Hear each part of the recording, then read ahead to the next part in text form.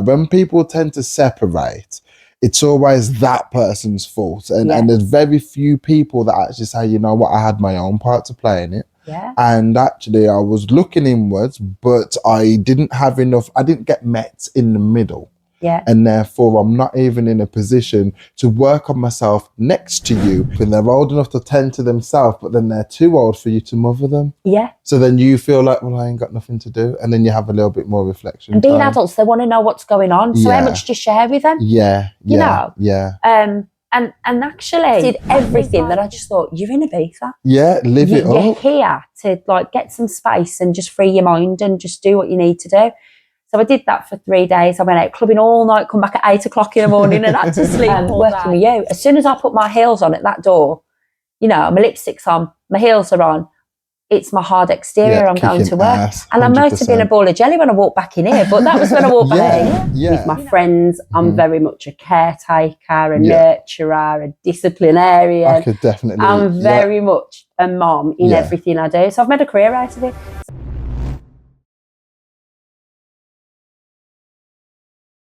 Welcome to the Today We Won podcast. I am so happy to be here. This episode is called My Divorce Turned Me Into a Phoenix. I'm here with a fierce, fiery redhead. We have an amazing connection, professional relationship, personal relationship. We go all the way back and it's beautiful. With no further delay, welcome Karen to the podcast. Thank you. Welcome. So just a little insight about us. How did we meet? We met at Co-op, didn't we? We did. And I'd love to say I'm like a big bro to your eldest daughter as well. So absolutely. We have a great relationship in that sense as well, which is brilliant. You've been our operationals manager. You've been our spire of inspiration. You've been our rock. Even you've been our protection. Even, you know, I was speaking with just the other day, and I was even talking about just the old days, and it was amazing because we was a young family. That's what we was. We was a really young team, but we was more like a family. We was like young kids, you know what I mean? And it was really good. It was brilliant. We had a great vibe. So with no further delay, just tell us a little bit about yourself then. Start wherever. How about from the beginning? You and your ex.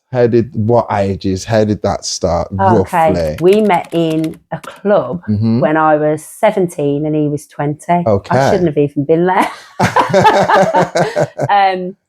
And it all went very fast. And I was pregnant within 12 weeks. Okay. And I grew up really quickly. Okay. Fell in love really quickly. We were engaged within 9 months. Okay. And had a baby within 12 months. Okay. So, yeah, it all moved very quick within the first, 12 really to 24 months. Really quick. Especially with how old I was as well. Like fresh out of school, 12 months. All moved very fast. It was good. It was good. It was fun. It was everything I wanted it to be. I always said, all I ever wanted to be was a mom. So I remember having a careers advisor say to me, what do you want to be when you grow up? And I said, I want to be a mom. And she said, oh, you can't say that. I can't put that on paper. And I was like, I don't know then. That's all I want to be. And she said, think of something else. And I was like, well, your job then, put teacher for the form. That's fine. And I never realised until probably the last 5 years that that's what I wanted to be when I grew up, and that's what I was. Brilliant. So everything that I do, I've got a maternal approach to it. Yes. So my job, whether I'm looking after family, with my friends, I'm very much a caretaker, a nurturer, a disciplinarian. I could definitely. I'm very much a mom in everything I do. So I've made a career out of it. So actually, if I rewind back to that careers interview, you was right. I was right. and the thing is as well, we always know what we want, even though people want to pigeonhole us or whatever you call it, put us in a certain box. Like you said, what you said was right. It's more the fact that person didn't really understand how to document that answer. Yeah.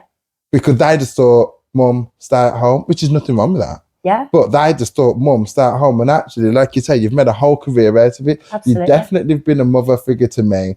We've had our talks. Even when we worked at where we worked, and it was great. We got in the car, we used to go to the other office. It was brilliant. Yeah. It was absolutely brilliant. I loved it. Absolutely loved it. So again, is it just you and your eldest? Is it, how many children do you have? Just for the viewers, for a little 3. Yeah. So I'm a first one at 18, second one at 22, third one at 25. So all really young. Mm-hmm. By the time I was 25, I got 3 kids, full-time job, mortgage, all the responsibilities. So like I say, I grew up really quickly. Took 4 years out when I was 25 out of working just to focus on the family and do everything that they needed to do and just nurture them and get everything sorted for them. And lost myself a little bit while I did that because I was only somebody's mum or somebody's wife.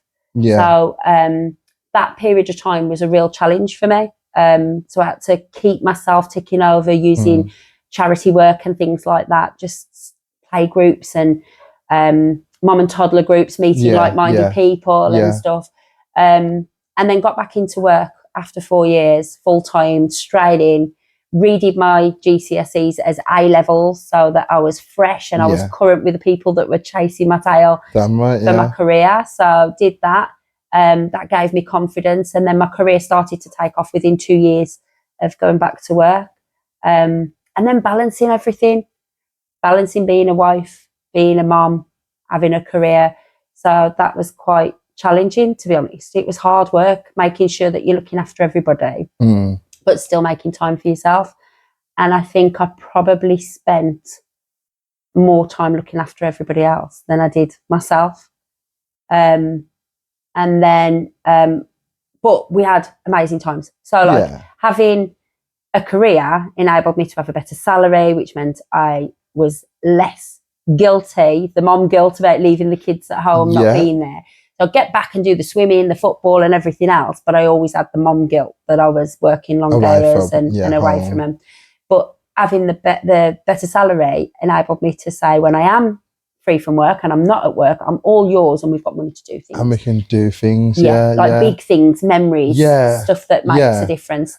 And not that money's important, but it enabled us to do things that we couldn't do when they were little. And create memories. Absolutely. Because you can definitely create a whole load of memories at home and that's brilliant. But at the same time, when you have money to do experiences, then those memories last a bit longer and they also create a foundation when you're, whoever we're talking, me, you, whoever, when you're in that position where you can create memories and you think, right, your kid wants to do that with their kids. Or it's something like, you know what, we must go here when I have my own little family because we did it when I was younger. Like Butlins, for example. Absolutely. Going to Butlins would be so amazing. I went with my little family a couple of years ago and we said we want to go again because those are the things that stay in your head and those type of businesses then stay around a lot longer than we do. So then caravan holidays for me. We had amazing caravan holidays and that was what I wanted to do for mine. You know, I think it's really important because you've got positive memories about something.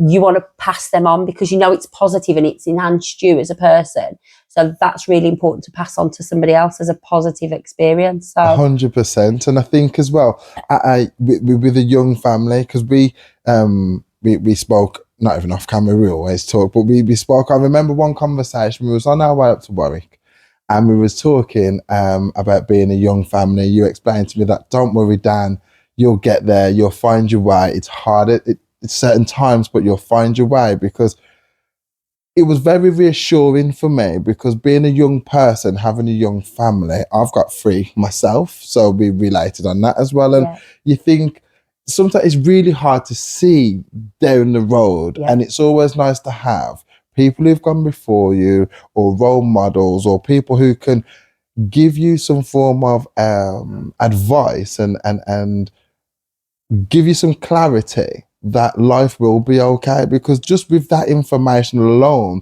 it gives you a clearer mind on where you're going. Absolutely. Do you know what I mean? Because you live in the now. Yes. Whether it's good or bad, you live in the now. And it's all right now and it here. can be really intense. Yes. You know, and you're thinking, am I ever going to get out of this? And although your challenges might come in the future as well, there'll be different challenges. Yes, I agree. You know, things get easier, things get different. And I think it is really important for people to share their experiences, to say, kids aren't always going to be little. You will have time for yourself.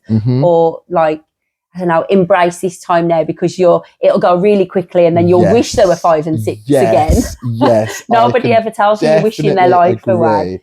That my daughter, the youngest one, she's such a ball of energy and I love her to bits. But when she was young, I thought, hurry up and talk, man. Yeah. Just hurry up and talk. And actually, we flick through old pictures and we're like, oh, remember her in this outfit, remember in that outfit, remember this, remember that. You think, oh.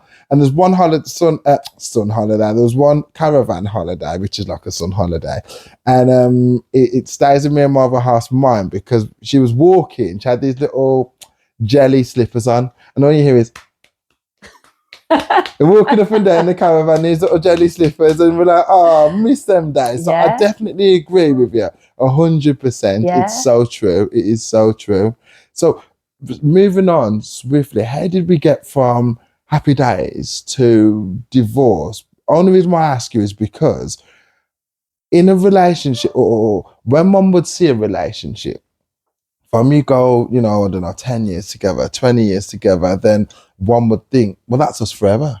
Or that's them forever. Yeah. You know, that's life forever. So I'm just wondering, how did we, and again, we don't need to go into too much detail, but just so the audience themselves, because the reason why I wanted to have this episode, I know I've asked you and I'm going on a bit, but I just want to give a little bit of depth context for the people, is because some people are in this situation right now. Yeah. And some people are at the beginning of the end then. And I wanted for those people to see that, like, sometimes, yes, we can have a vision for the rest of our lives. And sometimes that vision is not what we arrive before, we arrive at the end before we thought we would. Yeah. However, there's life after it. We can rise like a phoenix.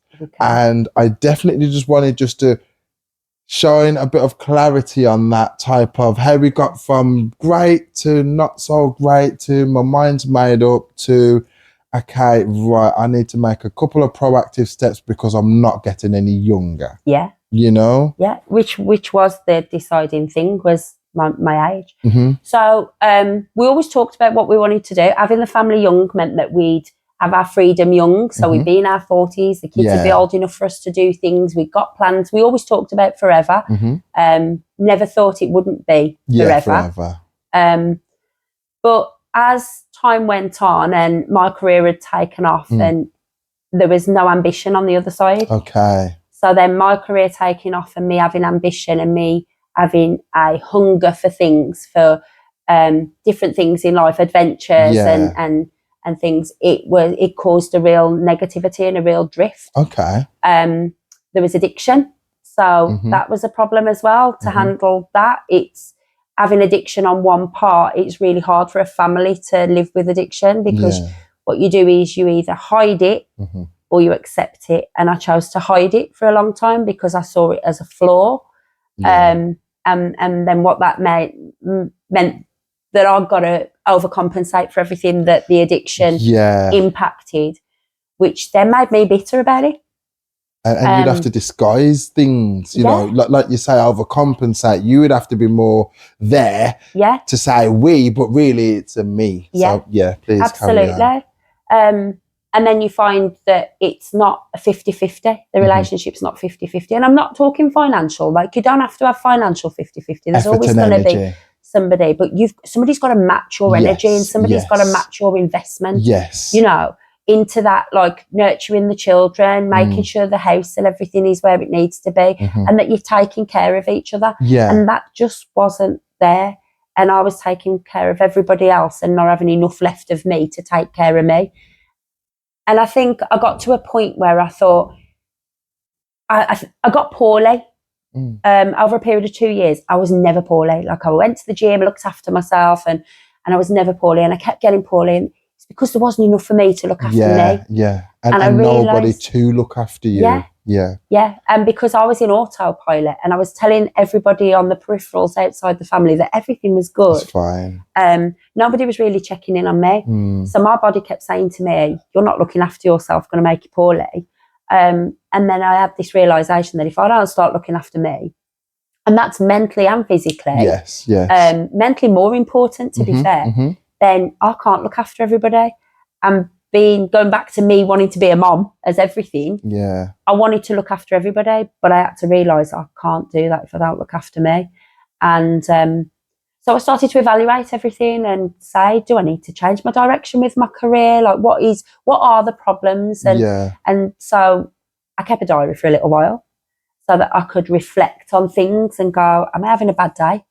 Is it a situation? If I read this diary back in a month's time, do I still feel the same about it, or do I laugh about it or go, you were having a day? You give you a wobble, like, And I wasn't. And I realised that my relationship was stale and that I was progressing. And this plan that we'd had for us both to go on this journey together, he was stuck.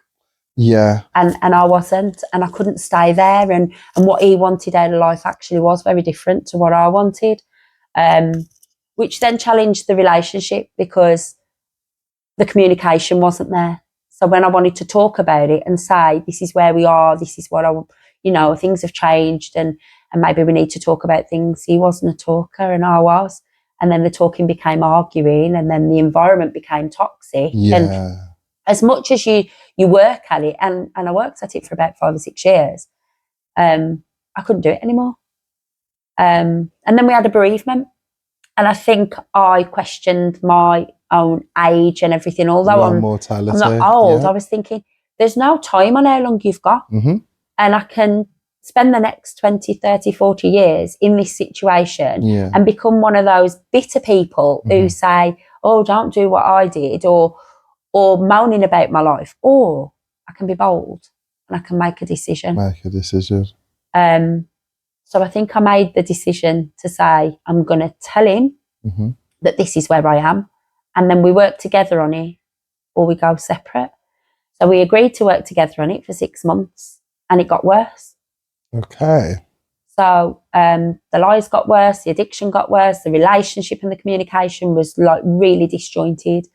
And so I filed for divorce and it was a catastrophe. Okay. So everything went off. The home turned into a house and not a home. Yeah, just where we stay. No safe place. Yeah. No safe place for your thoughts, even just cooking dinner, passing each other by in the house, because he wouldn't leave. And I couldn't leave because I was the one that was financially paying for everything. So I couldn't leave because if I left, then I was leaving, taking everything with me. And I couldn't do that until we'd sorted everything financially. So we spent a lot of time living together whilst we were actually separated. And he went on to find, his way of dealing with it was finding other women, one after another. Whereas my way was working on myself. Yeah, looking within. Yeah. So I can't even think about anybody coming into my life until I know that who I am and what I want now is set in my mind and I've worked on myself and anything. Because I don't say for a minute that he was at flaw with everything. There are things that I had to work on and I knew that. But I couldn't work on them with him because he wouldn't meet me halfway. But you couldn't work on them on your own in a relationship that's supposed to be two people as well. Yeah. I was just listening to you talk and it is a shame just to hear how the story is, you know, in terms of a family unit, I would say it's a shame. In regards to yourself on a personal level, I say more power to you. And I mean that because sometimes some people, and I say some people, will choose to stay in an unsafe, unhealthy environment because of what outside might think or how we might look or how our children will see us, you know, and that's a big factor as well. It's how the kids will look at us, you know, and it is empowering to hear that you chose to look after yourself. I say this to everyone, my other half included, my children included. We were brought to this planet for a reason, but we all came on our own. Yeah. So we have to look after self. So it's not even after just listening to you talk about looking after yourself and turning inwards, working on yourself, hearing you say you wasn't perfect. You didn't say that, but that's what you meant. Yeah, And you had absolutely. areas you had to work on.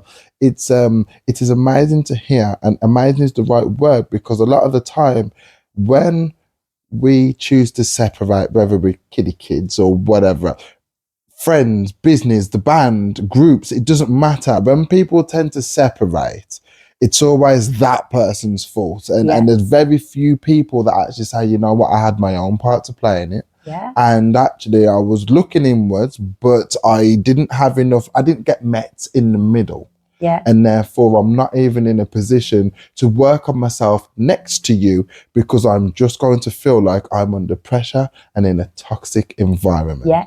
And you know, I'm very proud of you. I am, because I call you mumsy all the time. You're only a couple, not couple, but you're not that much older than me, but you're still a mother figure in my life, and you will always be.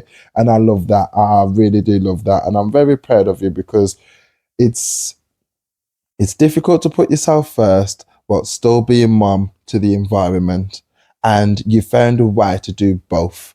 And even when you said he moved, like his way of dealing with it was like getting with other people, and your way of dealing with looking inwards. Sometimes men, I can only speak from a man's perspective, men will move on that way because we don't know how to love ourselves. But then that's where communication is key, because we need an environment of where people say, look, bro, you aren't perfect. You could fix yourself. You could work on yourself. But if you don't have people telling you that you need to look inwards, then you kind of just get people fueling your negative fire, you know?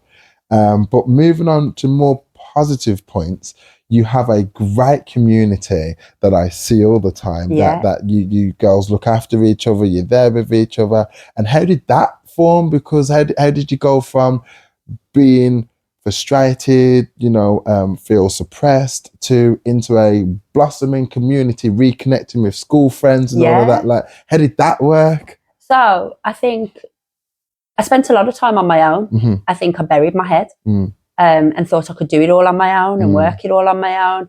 I realised that there are people that will think that working on yourself and doing something for you, they see that as selfish. Selfish, yeah, they do, yeah. And I had to disconnect from people like that, because I knew what I needed to do. Yeah. I knew I wasn't perfect. I knew I'd got a goal. I'd got to sort things out. I've got finances to sort out. I've got my kids to keep, everything as normal as possible. I didn't want their relationship with me or their dad to be affected if I could help it. So when I was, I couldn't talk to the kids really about the divorce, because I didn't want to share information with them that would taint them either way. Yes, make them pick a side. Yeah. So I started talking to girlfriends. Yeah. And I was talking to some of my girlfriends, and some of them understood it more than others. And some of them would tell me what they thought I should do, whereas some would ask me what I wanted to do. Which is beautiful. Give me their opinion on it and say, like, I'm here for you, whether it's good or bad, whichever way you want to go. Yeah. But this is what I do, but do what you want to do. And really encouraging me to reflect on me, but make my decisions. I was just thinking that. I wanted to let you finish. Make your own decision. Yes. That's amazing, because that's a real group.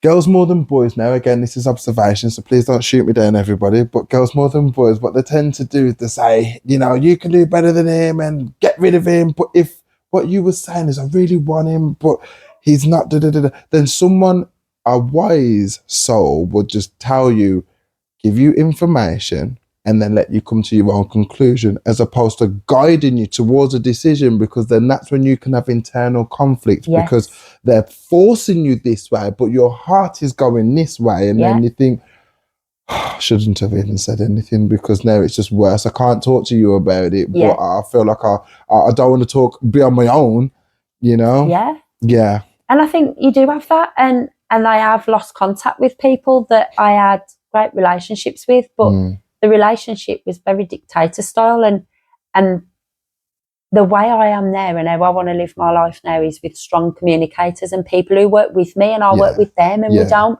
tell each other how to live our lives. We complement each other's lives, and if we are going to make bad decisions, we're there to help out afterwards, you know, because life is a lesson. And that's a team. There's nothing wrong with making a mistake. No, that's so true. But I thought there was. So I always thought my kids didn't need to make a mistake. I'd make it and they could learn through me. Yeah. But then if I made a mistake, it was failure. I now don't think like that. I'm like, actually, life is lessons, good and bad, and it's all right to make a mistake. It's what you learn from that, and don't do it again. Yeah. So the girlfriends that I've got around me, and I'm not going to say it's all girlfriends, because actually I've got some really good guy friends as well now. That's brilliant now. And it's great for me to say, from a guy's perspective. I do it with you. Yeah. And I'll say, tell me, am I reading too much into this? Yeah. And it's good to get them perspectives and have a safe place. Yes, keeps you balanced. It does keep you balanced. Not too much feminine, not too much masculine. Just a bit of both, and then you come to your own conclusion. Balance is so important. Yeah, and I'm a reflector. Yeah, so I never make an impulsive decision. I reflect. So I'll speak to my people. Yeah, and then I'll have a little think about it over a cup of tea and a piece of cake or whatever. Or it's more likely a gin and tonic when I'm out there. But I'll have a reflect. And then I think, okay, I've had enough input and I know what I wanted to do, but I had to put feelers out there to see, are my feelings, my instincts right? And then I'll make my decision. But so I got a friend I met through work, and she's my best friend. We went to school together and I couldn't stand her. It happens. It really I thought, she's not my kind of person, and she thought the same of me. Yeah. But we're the best of friends now, and she's got my back. Like, whatever it is, she's got my back. That's nice. I can ring her anytime, day or night. Sometimes I've just rang and just cried down the phone. Yeah. And it's took me 10 minutes to get a word out. And she's just on the other end, pottering around, doing her thing, just listening. Yeah. Just being there for you, like you say. Sometimes we just need someone to really be there for us and say, okay, now express yourself. Yeah. And that's important, to just have someone say, you don't listen to me. You're always kicking off. Yeah. Why'd you ring me? And you think, oh man, I just need, so please carry on. That's beautiful. Yeah, you don't want to feel a nuisance to people. But your friends don't have to be people that you went to school with or that you related to. They can come into your life at a point where your paths are supposed to cross. Yes. And now I know why that person's in my life, because she can put me back in my box. Yeah. Because she's in a position where she knows me well enough. She's emotionally invested with me. She's got my back. Yeah, Yeah. I love her to bits. She loves me to bits. But actually, she's a person that's strong enough to say to me, "Shut up. Yeah. Get out of your head. Yes. You are chatting rubbish." And she'll put me back in my place. And I need that, because I'm a strong character, so I need that. I need somebody who's got the balls to say to me, enough. Like, we've had this conversation. You know exactly what you want to do. Why are you in your own head? Why are you overthinking it? Just go do your thing. Get it done. And she's that friend. I've also got another friend that came into my life who worked for me like you did. Yeah. And she's a softer friend, and she's my nurturing one. She's my huggy friend. Yeah. She's my one that will feel sorry for me and stroke me and do all that. And I need that sometimes. And I really have over the last 18 months. Tough people need that, man. They need nurture, because, the tough shell means soft inside. But if you think tough shell means tough inside, that person ends up either very hard, very bitter, or rotten inside, because they do have soft inside, and they do need the nurture, and they do need that support. Absolutely. It's so important. That solid exterior sometimes is a coping mechanism. I know when I was working with you, as soon as I put my heels on at that door, my lipstick's on, my heels are on, it's my hard exterior. I'm going to work. Ass, and I might have been a ball of jelly when I walked back in here, but that was when I walked back in here. Yeah.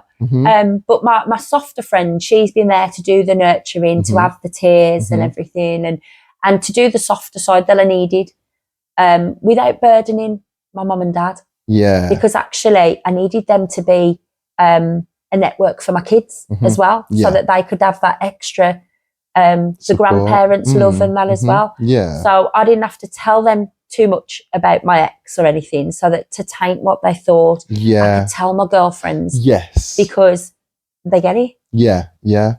And so I got me 2 girlfriends, and then because he hadn't moved out, we went through this really like toxic phase where he was seeing somebody else and his behaviour wasn't acceptable at home and stuff, and it was really causing problems with the boys because I got the boys at home, and I just got to a point where I needed to run away. And I thought, what can I do? So I went online and I saw some holidays, and they were really cheap for the time of year because it was July. So I rang a travel rep and said, this is my situation, this is my mindset, this is what I need, this is my budget, where can I go? Yeah. And she said, go to Ibiza. Okay. So I ran away to Ibiza on my own. I took a pill in Ibiza. No, literally booked it 5 days before I went. And I was really sneaky, like I did it in secret. So I told the kids I was going, and I was on a hen weekend. So I packed my bags before I went on the hen weekend, came back and went to bed at the night, woke up in the middle of the night, got my case that was already done, got in a cab and flew to Ibiza at 6 o'clock in the morning. Fair play. And got there, unpacked and spent the day by the pool and reflected and just rested and just thought, I'm safe. Like I don't feel volatile now. I don't feel unsafe. I don't feel conflicted. I'm out of that environment completely. I've got no work pressure, no family pressure, no divorce pressure. I've run away. It's all good. And then I cried for 5 hours. And a bit of reflection time. That's that's when it all, then that's when your emotions can come through. Absolutely. And like you say, 5 hours of just sobbing. With a bottle of champagne. Yeah. So I was going to say. Somebody sent to the room to say, have a fantastic holiday. And I was just drowning with sorrows in a bubble bath with champagne. And then I looked at myself in the mirror and thought, some people can't do this. They can't run away like this. No. This is a massive opportunity. And the fact that I was financially able to just get on a plane. My kids were old enough to know that they're adults, so I could leave them. Yeah. And I mean, that in itself, having the adult kids, that's been a help but a hindrance at the same time. But I can imagine, because they're old enough, sorry, just to jump in, they're old enough to tend to themselves, but then they're too old for you to mother them. Yeah. So then you feel like, well, I ain't got nothing to do. And then you have a little bit more reflection. And being adults, they want to know what's going on. So how much do you share with them? Yeah. You know? Yeah. And actually, I think my kids have started parenting me. And that was probably, when I went to Ibiza, that was the turning point where they felt the need to know where I am. Am I okay? What am I doing? What's my mindset like? And so day 1 in Ibiza was emotional, roller coaster. Day 2 was soft. Day 3 was very sociable, and I went out on the night. Fair play. And was very sociable, doing things that I probably would never have done. With groups of people, just meeting like-minded people or people who'd gone away in groups. I jumped in hot tubs, went off to clubs and just did everything that I just thought, you're in Ibiza. Yeah, live it up. You're here to like get some space and just free your mind and just do what you need to do. So I did that for 3 days. I went out clubbing all night, come back at 8 o'clock in the morning and had to sleep all day. But because I'd had the kids so young, I hadn't explored what some people in their 20s were doing and taking for granted. Yeah. I hadn't done any of that. Yeah. And it was a whirlwind, but it was amazing. I was there for 5 days and I came back and I caught a look at myself when we landed in the airport in Birmingham, and my cheeks were so full and I was smiling and I hadn't seen that smile in a long time. Well, more power to you, man. Yeah, and I just thought, I'm getting on that train and I'm going home and I'm coming back a different person. Like I've left a lot of my angst and I've dissolved it all, and I'd had a word with myself, and I hadn't told people my problems while I was away, but I'd had time to reflect and talk. Yes. I'd still had my girlfriends on the phone. We'd had FaceTimes. I'd talked to the kids. Yeah. So I kept in contact with everything. Yeah.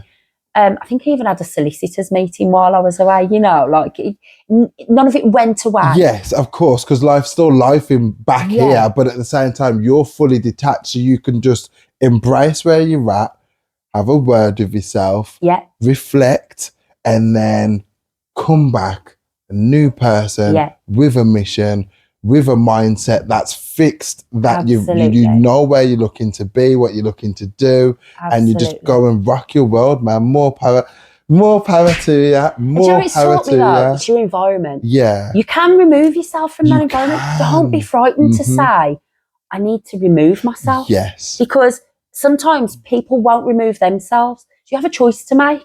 And you can't stay in that toxic place. No, you can't, man. You can't. It will It's bring so you down. destroying. And it's so hard to come back up. I found that, if I'm honest, for 10 years, I've probably had days where I've gone 3 steps up, 5 steps back, 3 steps up, 1 step back. And that's how I've gone, fighting. But you have days where you go 10 steps back. And it's so hard to pull back up that you have to sit and go, what do I need to do? And it's environmental. And I was going to say, so the first question was it a singles holiday? Because one of my pals said he wanted to go on a singles holiday, which is like a bunch of single people all going on holiday, not necessarily looking to mingle, but don't want to go on holiday with someone, or sometimes their community can't go with them, but they can afford to go. So then you're in a group, so you're safe, but then you're there also so you can make friends if you wanted to. Was it something like that, or was it just you went on your own? I literally just booked a solo flight with a single room. Wow. No, that's brilliant. And got there. But when I got there, I was talking to people, and a lot of people holiday on their own now. Yeah, that's what I was saying. And I found the hardest thing is having a meal on your own. Yeah. That was the thing. But people are lovely, and they'll say, come and join us. Yes. And it's so easy to make friends. Them. Yeah. Join them. Mm-hmm. And they might be the weirdest people, but that's giving you a story. Yeah. And you think, wow, okay. It's giving you an event. It's giving you a story. And you will smile about it for the rest of the day. Yes. But by talking to people, I found that there was WhatsApp groups and like meeting places, meeting points and that for singles to meet up and go clubbing and go to bars and go on boat trips and things like that. So I did that. Yeah, yeah. But I only did the things I wanted to do so that I got time for me as well. Yeah, reflection, But when I wanted to go out, I did that, like rooftop bars and watching the sunset, and then like cocktails all night. That was a softer one. Yeah. We went hardcore in a club, you know? Where they literally, I mean, I'd never been to Ibiza to clubbing and that, but they put like stickers over your phone so that you can't record the DJs and everything, so that you've got to go in there and embrace. And just enjoy. Yeah, and we are a society of people who get the phones out. You know what I'm like when I'm out now, my phone's on all the time. I'm like, look at me. But you can't do that because it's all restricted. You have to show them your phone, the sticker over it. Yeah. And so you just embrace everything that's in there. Better. It's strangers. Yeah. But I felt so safe.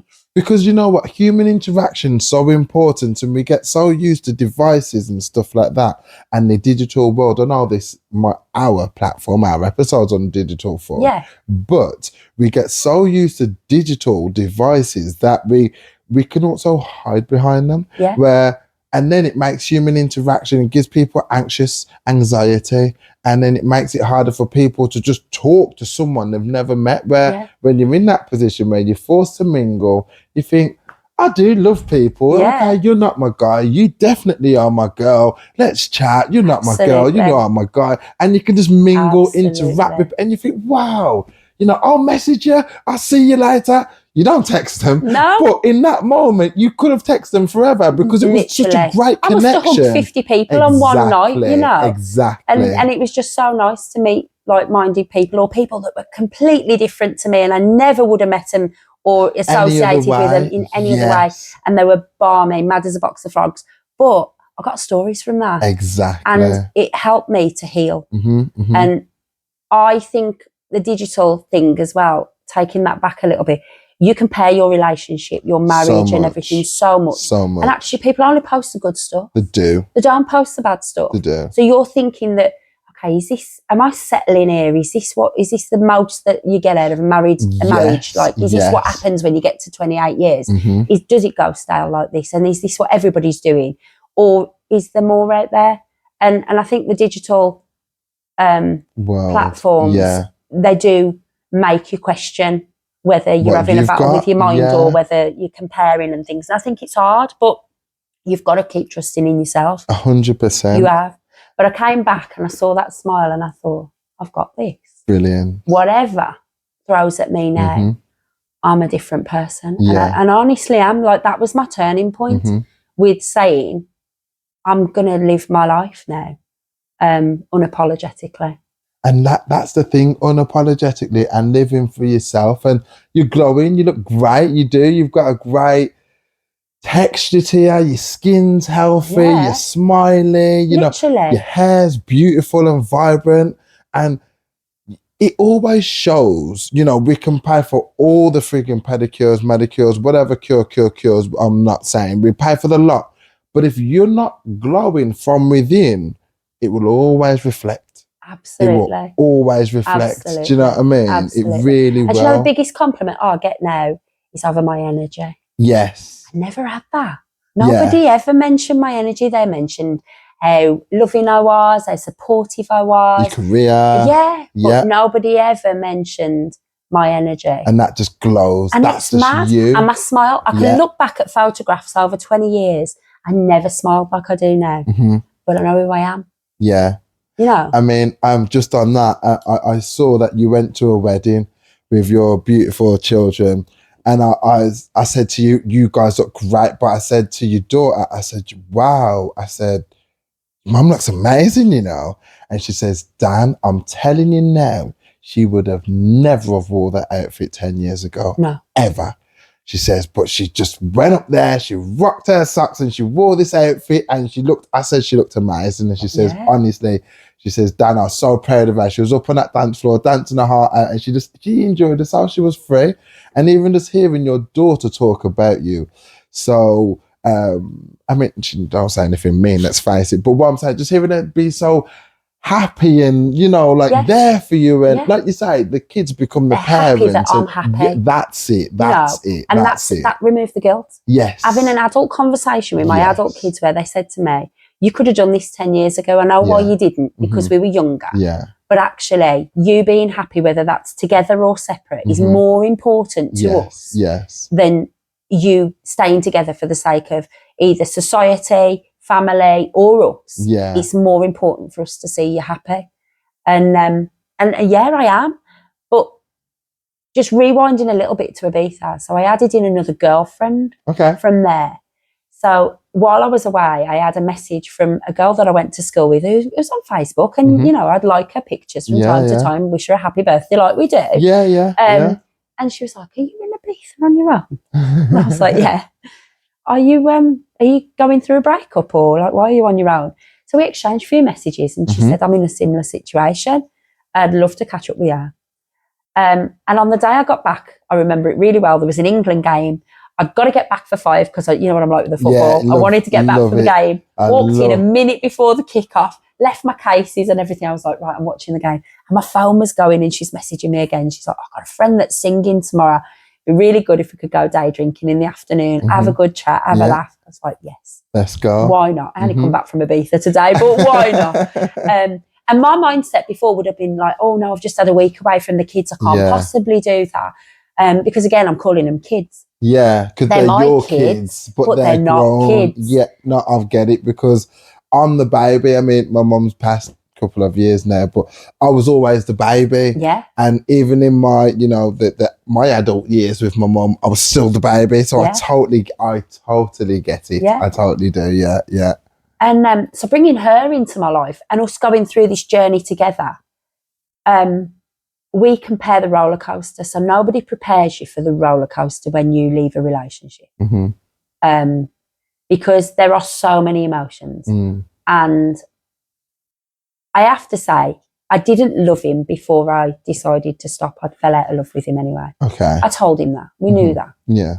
I loved him because he was the father of my kids and because I couldn't regret him because of what we'd had together. And my kids wouldn't be my kids if they weren't his. And, you know, and we'd had some good times. But I wasn't in love with him. But I loved him out of the relationship and what we built. Yeah. But then the run up to me going to Ibiza, his behaviours made me hate him. You know? And I had so many regrets and then so many, why would you do that to me? Why would you be so cruel? What have I done to you? And then I was questioning myself and seeing him with other women and then thinking, comparing myself to him and then going, why am I comparing myself to him? And so having a girlfriend who was going through exactly the same, she understood my roller coaster. Yeah. So she might be there and I'm there and we might swap. And some days we're in the same dip. Yeah. Some days we're on the same high. But when we weren't, we pulled each other up and we would just talk rubbish and just say, I'm feeling like this and I feel irrational and it's absolutely ridiculous. I can hear myself saying it, but it's how I feel. And she'd say, it's fine because that's how I've felt as well. And we'd have a day where we go, I'm having a really good day. And then it'd be, I'm having a really good week. And then all of a sudden I'd hit a wall and I'd be emotional. Yeah. Or something would happen and I'd be emotional. And nobody really prepares you for that, but it is a massive roller coaster. And so we started to decide, okay, what do we do when we're out on this roller coaster? What can we do that lifts us up? So we started to go out partying, doing our thing, looking at clothes. So we both lost some weight. The gym for me has been everything. Yeah. You know, the kids have even said I've obsessed a little bit. I can get the gym 9 times in a week. You know, there's only 7 days, but I love it. Yeah. So I've got a little community there of girls of different ages, different abilities. There's some guys there that I talk to as well. They've really helped me with my confidence, body confidence, which I didn't have. But then my other girlfriend, helped me to look at clothes. So what clothes suit me now? And now I'm not having to consider somebody else's opinion on what I wear. Yeah. What do I want to wear? Yeah, yeah. How do I want to look? What is my image? Yeah. Like, how do I find myself? Like, how I want to present myself? And so she really helped me with that. And going out and being myself. So I've never needed a drink. I can go out now on the dance floor on my own. But actually, because there'd been some addiction issues, I got a bit of a hang up over the alcohol thing and that. So how do I approach going out and having a drink and having alcohol and having a party with people without having guilt over that? Yeah, yeah. Or losing control. Because you're saying that's why you fell out of love, but at the same time, this is where I'm at now. And that's where balance comes in, and that's where knowing yourself comes in, and that's where talking to yourself comes in. Because an addiction, even if you had a bender and you like you're Ibiza, if for argument's sake, let's just use that as an example, you went with the same friend we're talking about now, and for 5 days you drank straight, that's not an addiction. But it would be difficult for you to accept you're allowed to do that. Yeah. You know, you're allowed to do that. Yeah. Because it's your life and you're having fun for 5 days. It's a short adventure. Yeah, for 5 days. Yeah. Not for a year or every night or just for 5 days. Yeah. And you're not going to be here next week. And then you're going to be like, I should have went to that boat party. I should have just freaking let loose. I should have just had fun because I'm back home now. And I had fun, but I could have, That's the biggest thing. You can't live with regret. No, you can't. You can't. You can't because it eats away at you. It does. It's really negative. And I think having people around me, like the girls, to be able to box things off and say, I don't hate him. I don't love him. I don't feel anything now. And I feel like I'm in a really good place because now I can live my life unapologetically. He's moved on with his. I've got girlfriends for different things. So I can have cake dates. I can have meals. I can have girls' holidays. I've never had a girls' holiday. I've got 3 booked for this year. Brilliant. With all 3 of them. Brilliant. And they're all going to be really different because they're all different friends and our friendships are all different. And I was wondering if you would ever mix them, but just hearing you say that you keep them separate is also better as well, because if you mix them, that would be one big holiday. But actually, it's nice keeping them separate because you get to give them all you. Yeah. And you get to have 3 separate occasions as opposed to think, right, well, this is my girlfriend and I should be spending more time with her, but I brought this one and I can't leave her out. And oh my God, I ain't even spent no time with this one. And it kind of, too much thinking. Yeah. You know. You've got to remove that guilt. Yeah. Remove that guilt. Yeah. And again, going back to, it's not selfish. Yeah. It's self-evaluating and communication. Talk to the girls and say, you know, like I say to my one friend, she's my naughty friend because we have so much fun. Yeah. You know, we just go out and have adventures. But my other friend is like a no holds barred. We can say anything and we just laugh so much about stupid things. But we might cook for each other. We might go out for a meal. We might have a cake date. We've had short weekends away. But that's our time and that's our friendship. Spend your time together. And then my other one's a nurturing friend and we do drink together and we do dance together and things, but it's all in a different way. Yes. And because I've communicated with each one that they've all got a purpose, they all know about each other. And I talk Yes. about my adventures with each Yes. one. Yes. There's no guilt for me to say, Yes. I'm going out with that one or I'm doing something with that one. And they're all so supportive. And I take it back to your circle. It doesn't have to be big. And you don't have to feel guilty for removing people from your circle who aren't adding anything. 100%. But it needs to be safe. See, each person, I can't remember when I heard it, but it was more than 5 years ago. And it was, there's a chapter in your life. Yeah. And in each person has a chapter in there, in like a book. Yeah. So then you have favorite characters, you know, it's not about me at all, but just a tiny bit. I've had some friends that have just ghosted me for no reason in some aspects, right?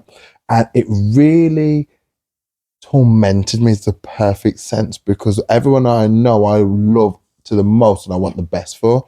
And I thought, what have I done for you to turn on me when you're going to go and party and be around toxicity? But what I realized is that their chapter in your book, that their chapter in your book has come to an end. Yeah. And they may pop up down the road, who knows?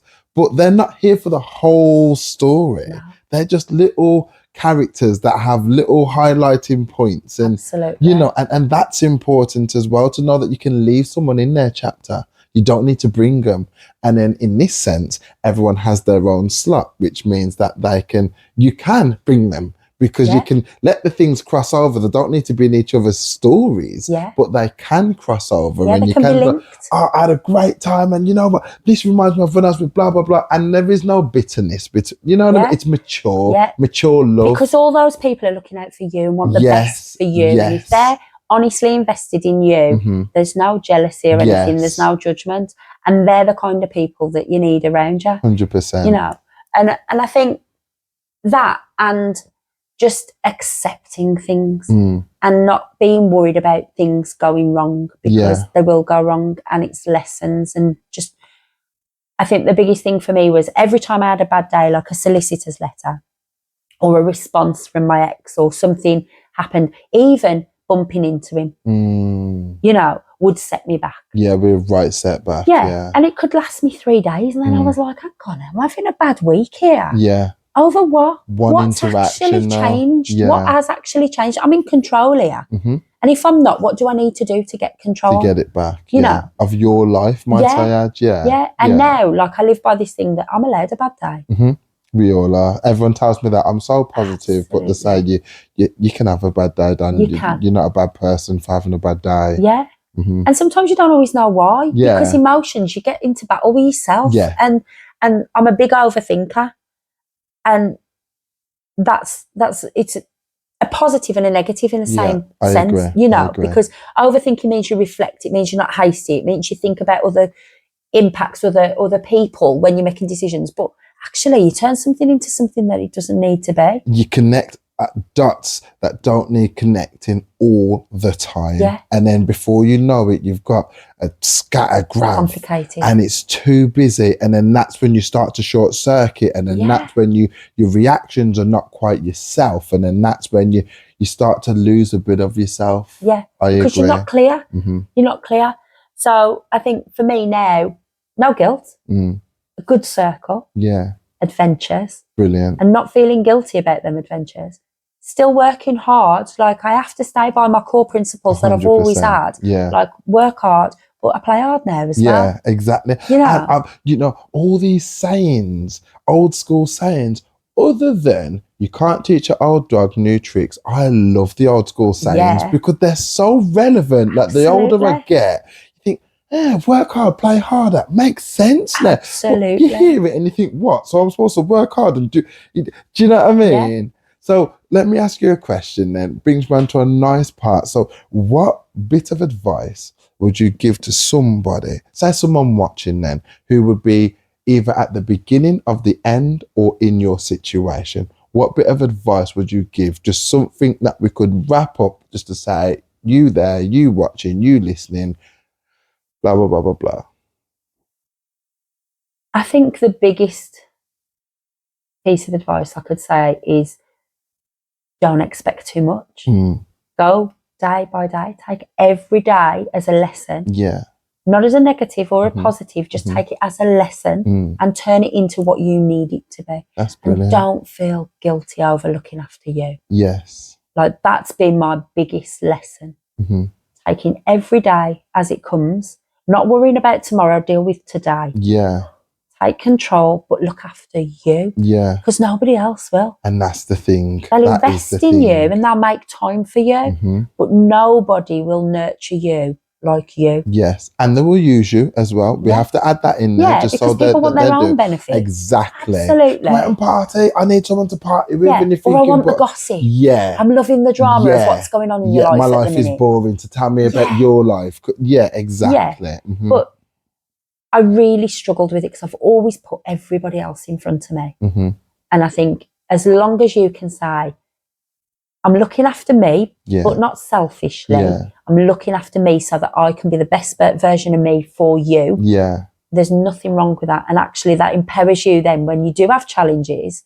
So if I get a solicitor's letter come through now, I'm like, okay, what's this? What's this about? Whereas I get chest pains opening an email. Yeah. You know, I'm thinking, oh my God, what am I Whole going load to do? of dread just comes straight over you. And going, I don't know how I'm going to do this. I don't know what I'm going to say. But now, like, my age doesn't bother me. My figure doesn't bother me. I think you're beautiful. It doesn't matter because it's all in control. It's in your control. You can be who you want to be. It's a whole new book. Well, like you say, chapters. Yeah. A whole new chapter. Yeah. And then you've got loads of chapters to come. And some of them are going to be tough still. You're going to go back and you're going to have challenges. But actually, while you've got time on your own, find out who you are, find out who you want to be, and just work on you. Yeah. You know, and then when everybody sees your energy, going back to people saying to me, like, your smile makes me smile and your energy is so good, it makes you feel good and it makes you feel powerful for yourself. It really does, man. It does. And that's why I just say, I think you're beautiful. I really do, because it's beauty is always in the eye of the beholder, but it's the everything. It's your aura. It's how you conduct yourself. It's how you leave people after you've interacted with them. It's how you present yourself. It's how you care about how you present yourself. It's everything. And sometimes people confuse stunning with beautiful. Stunning means you've put yourself together and you look like an amazing painting piece. Aesthetically powerful. Yeah, there you go. Yeah. But then you speak to that somebody, they've got no depth. They really don't know much about themselves. They only know about materialistic things. And actually, they focus more on outside than they do inside.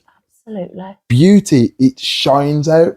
That's why your energy, I always know someone whose energy is high because they can't hide themselves. You could creep into a room with 1,000 people and by the end of the night have a circle around you. And it isn't because you're drawing in men and you've got a women around you as well. It's just you've got that energy. I've got it as well. Where people, they're drawn to you and they want to talk to you. They want to get to know you. You lift them up just through being yourself. And that's amazing. Absolutely. It is. And that's the thing as well about going out with girlfriends. Like, I think people think when you're a certain age and you decide to have a divorce, people think you're having a midlife crisis. And then you start going out. And I've even had people say to me, oh, you're misbehaving and, you know, you're in your 40s, should you be doing that? Absolutely, you should be doing that. There's no time frame on what you can do and when you should do it. Society has created this version of how you should live your life, like that your teens and your 20s are for learning your lessons and you should be settling down by the time you're in your 30s and having children and then in your 40s you should be planning for your future. No. Rip that up. Rip that up because life's complicated and events will change your life. Like, you might lose somebody and have to start a new relationship and a new version of you, or you might decide to remove yourself from your marriage or your relationship. And actually, there's nothing wrong with you saying, I'm going to do what I never did then. No, I'm not going to do it exactly as I would in my 20s because I've got life lessons now. Of course. I'm older, I'm wiser, and I'm going to do it a little bit differently, but I'm going to have as much fun as I would have done if I'd done it then. And unapologetically, don't judge me because I don't care. Exactly. You know? Yeah. And I think that's the biggest piece of advice. Do things for you unapologetically. try and deal with the guilt. Try and remove that guilt, because the best version of you is yet to come. And then when you've got the best version of you, everybody else gets it too. And that's something, we are closing, but that is something that I love. The best version of you is yet to come. Every time I'm going through anything that's really hard, I remind myself of that. Even when my mum passed, even when I had to sell my car, which a young man selling his pride and joy, and it was a popping car, and it was like flash and everything, and I stuff it, and I still ain't got the best version done. Don't worry, bro. We got this. We've got this. We've absolutely got this. So I love that statement. Absolutely. So, what 3 things are you grateful for today? Just as we close, it's our closing tradition. What am I grateful for? I'm grateful that I've got my health. Brilliant. That my mindset now is about keeping my mind and my body healthy, because I think without everything else, like that's paramount, because my thoughts and everything come from being healthy. If I'm putting bad food in, then I'm feeling bad. Therefore, my thoughts aren't as clear as they need to be. So I'm grateful of my health. I'm grateful of my circle. Brilliant. Because I've got people there for whatever I need. I've built this circle now that's so strong, and it's there for me whatever time, and I'm just eternally grateful for that.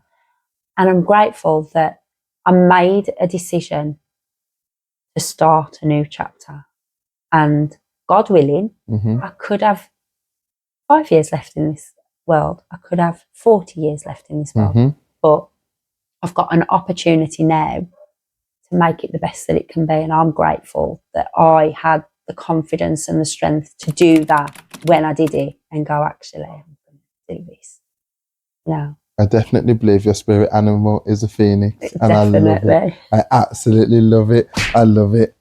Guys, thank you very much for listening and being with us. This has been an emotional episode, but actually one that's very relevant to us all. We can remove divorce and put a lot of different words in there that can relate to us, loss of a family member, or walk away from a toxic environment, or whatever it be.